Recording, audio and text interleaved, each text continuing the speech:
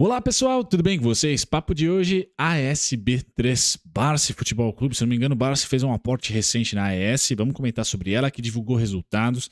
Então vou compartilhar aqui a mensagem da administração, falando sobre os parques eólicos, é onde você, de longo prazo, tem que mirar em muito essa geradora. Tá? Vou também mostrar qual é a capacidade atual dela, tá? De geração. E depois a gente passa pelos fundamentos, picotados em trimestres, pelo site Fundamentei.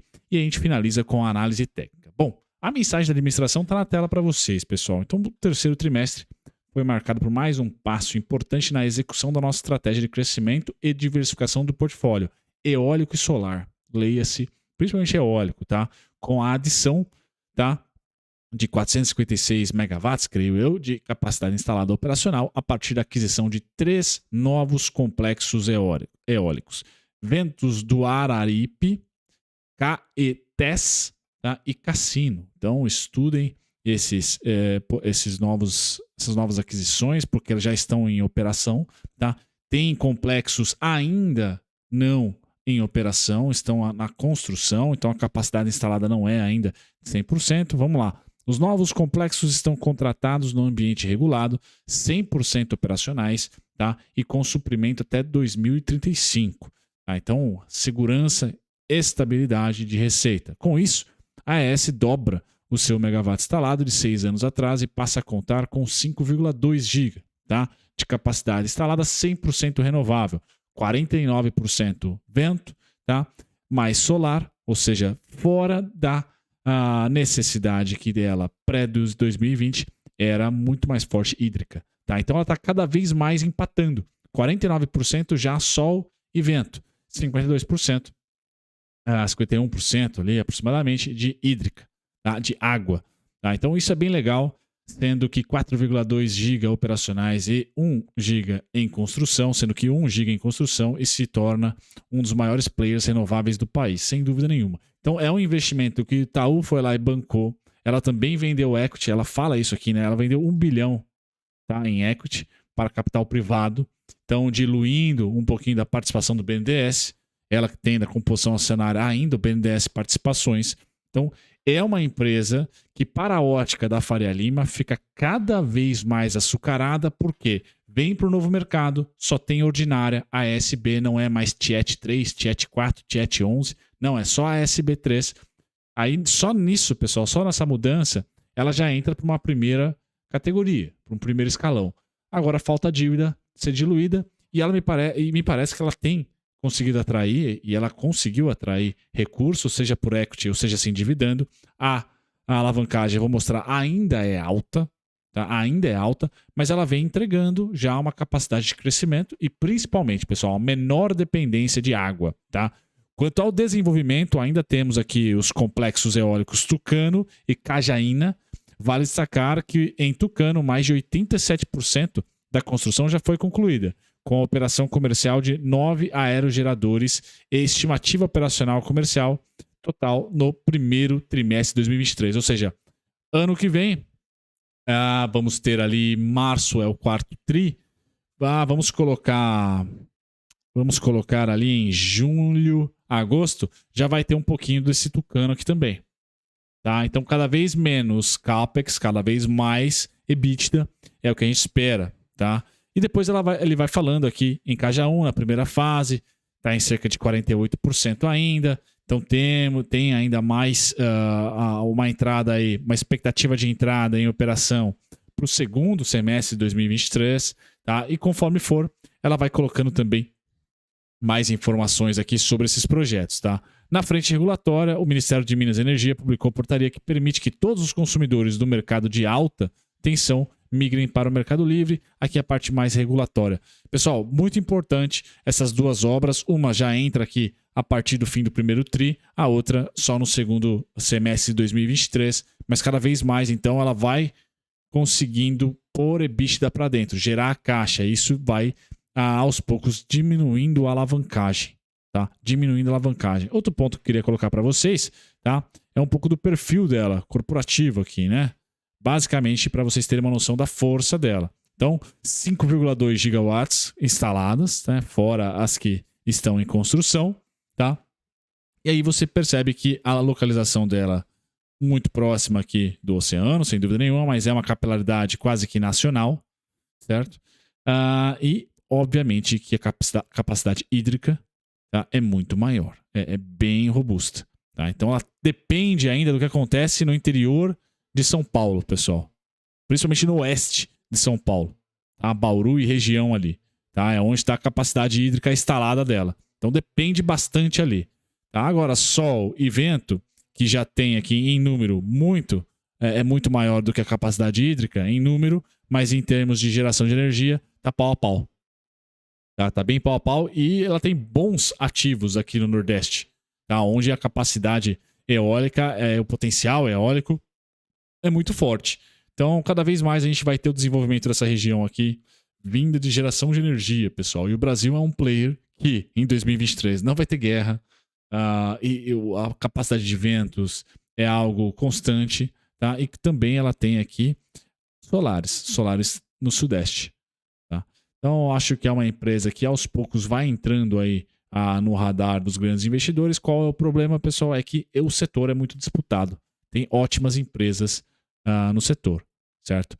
A composição acionária hoje tem um pouquinho de BNDES, mas já foi diluído. A Eletrobras também tem um pouco, tá? Mas já foi diluído conforme ela vendeu aí 1 bi de equity. Tá? Então já foi maior essa parte aqui do BNDES. Bom, mas lá no site da ASB, só digitarem ASB3, espaço RI e resultados, né? Vocês olharem para o resultado do terceiro TRI de 2022. Central de resultados geralmente é o nome, tá? Bom, aqui é segmentado em trimestres, pessoal, pós migração para o novo mercado. A gente vê que é uma empresa que começa a ter um pouquinho aqui, tá, de estabilidade, tá, entre dívida e caixa. Tá? Então não vê mais o forte crescimento aqui da dívida e o caixa ficando um pouco mais robusto, mas ainda ela tem um operacional extremamente negativo. Tá? Extremamente negativo. O fluxo de caixa operacional ainda é negativo. Tá? Então não é uma empresa do presente. Tá? Você tem que torcer para que ela pague pouco provento, tá? Para que ela reinvista ou utilize para a caixa, utilize ali para suas despesas, porque ainda está em um momento em que precisa de dinheiro de terceiros, precisa vender equity, que seja emitir ações para se capitalizar. Tá? Feito isso, pessoal, o que nós temos aqui? Uma geradora de energia, capacidade hídrica, mas cada vez mais eólica, com um pouquinho de solar, e quando concretizado as obras do primeiro semestre do ano que vem, 2023, muito provavelmente vai se transformar aí no top player de energias renováveis do Brasil. Tá? O grande X da questão é que o dinheiro está caro. Tá? E novos leilões estão sendo feitos, concessões estão sendo feitas, tá? E ela não está ali conseguindo participar, tá? Porque ela já está fazendo seus investimentos. Então você tem que saber que é uma empresa que pode andar como está andando hoje? Sim, 6%, 7% quase de alta, sim. Tá? Mas tem outras grandes players no setor tão baratas quanto ela, em termos de múltiplo, porque hoje o múltiplo dela está de 12 vezes lucro, porque o lucro é muito pequenininho. Tá? O lucro aqui de 103 milhões no terceiro TRI é surpreendente? É, pessoal, mas não se nós compararmos ela com outras geradoras mais redondinhas aí, certo? Como uma Engie, por exemplo. Bom, feito isso, pessoal, dividendos aqui, eu ia colocar para vocês no site do Scanner da Bolsa. Vou fazer a pesquisa aqui, já aproveito para fazer um merchan do Edu, certo? Vamos lá, consultar por empresa, AES. Sobre o ticker AES, pessoal, ela pagou aqui foram 2 anos, já estão completando 2 anos, né? De dividendos. Ano passado, 2021, foi 23 centavos, foram 23 centavos. Esse ano aqui, 11 centavos. Vamos dar uma olhadinha se ela costuma pagar dividendos no final do ano. Tá? Para a gente esperar aí pelo menos 10 centavinhos. Tá? Ano passado não pagou.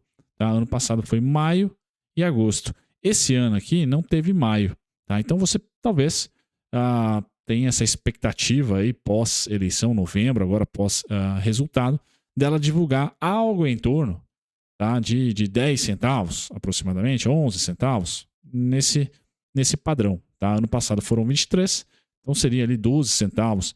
Você poderia esperar para empatar com o dividendo do ano passado. Pode ser, uma expectativa sua é justa, já que ela não pagou, tá, em maio. Ano passado ela não distribuiu, não fez data corte em maio. Esse ano aqui, então, ela ficou sem esse. Pode ser que ela repita 2 distribuições, assim como foi ano passado. Tá? Deixe nos comentários qual a sua expectativa. Tá? Colocando agora preço, pessoal, para vocês. Finalzinho do vídeo sempre tem análise técnica. Espero de coração, eu venho falando isso para vocês. Análise técnica, quando o mercado está encruado, é importante, principalmente para você que quer comprar bem, não necessariamente vender, mas comprar bem. Tá? Então, o alvo qual era, pessoal? O alvo estava lá em 9,44. Tá? 9,44 foi o alvo. Nós tínhamos alvos também aqui em 10,11, acho, 10,20, 10,23, 10,50. Tá? Não conseguiu sustentar nessa região, tá? E veio para o 9,44. Aqui foi o ar da graça. Tá? Deixa um baita volumão aqui, ó, em 9,90 e 10,23. Então são suportes. 9,90 e 10,23 agora são suportes. Tá? Qual é o alvo, pessoal? 12,45 é o principal alvo. Antes tem os pedágios de 11,20, 11,58, 11,95. Mas o principal alvo para mim é 12,45. Tá? Depois, ano que vem, aí eu vou olhar aqui um pouquinho, né, se ela tem capacidade de entregar aqui, tá, entre 13,47 e 14,52. Por quê, pessoal? Hoje ela está 12 vezes lucro. Tá? Porque o lucro é muito pequenininho e o valor das ações estão subindo, tá, nesse momento. Então, quanto mais a ação sobe 6% e o lucro ainda não teve esse aumento tão substancial assim, o preço-lucro estica. E aí, quando a gente olha para o setor, tem outras diversas empresas bem mais açucaradas, tá? E até com múltiplos mais descontados. Então, demora para entrar no radar. Eu acho que a gente está nessa mudança. Tá? Lembrando, importante a mensagem da administração, ano que vem entra em operação os complexos eólicos que vão ajudar cada vez mais a equilibrar esse múltiplo. Então, o que eu torço? Eu torço para que ela tenha esse spike esse ano, venha até os 12,45 máximo, mas passe o início do ano que vem, até o próximo release, lateralizando. Tá? Entre 12,45, 11,20, entre 12,45, 10,20, 10,23, porque ela reporta um lucro mais alto, joga esse PL para baixo e aí ela ganha mais gordura, para aí sim a gente está falando aí dos 13,47, 14,52. Beleza, pessoal? Não vejo então no curtíssimo prazo ela mandando bala para os 13 e 14, mas eu vejo no médio prazo, aí sim, principalmente no segundo semestre do ano que vem. Tá? Quando a gente vai ter aí, tomara, o corte da Selic, né? E a inflação já contida e podendo até subir um pouquinho. Esse é o menor cenário para o setor. Certo, pessoal? Sem mais delongas, essa foi a SB. Gosta dessa parte final tática? Pessoal, eu deixo na descrição a carteira tática, tanto de ações, abre na segunda, fecha na sexta, quanto também de opções para você proteger o seu portfólio de longo prazo. Um abração. Tchau, tchau.